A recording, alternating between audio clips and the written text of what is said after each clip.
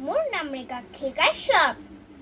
কবিতাৰ নাম আমাৰ অসম আমাৰ বিহু, কবি ৰবীন গগৈ। অতিকৈ আপোন আমাৰ অসম, সুজলা সুফলা দেশ।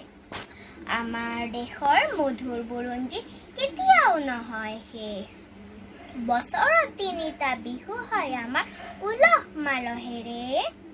মাঘত ভোগালী, কাতিত কঙালী, সকলোৱে আদৰে। চতৰ মাহত ওচৰ চাপে আমাৰ ৰঙালী বিহু। সেই কালতে সকলোৰে বাৰীত ফুলে চিৰাল টিহু। গছৰ পুৰণি পাতবোৰ সৰি ওলাল নতুন পাত। নানা ধৰণৰ চৰাই চিৰিকটিয়ে শুৱলা গীত গাই তাত। ধন্যবাদ।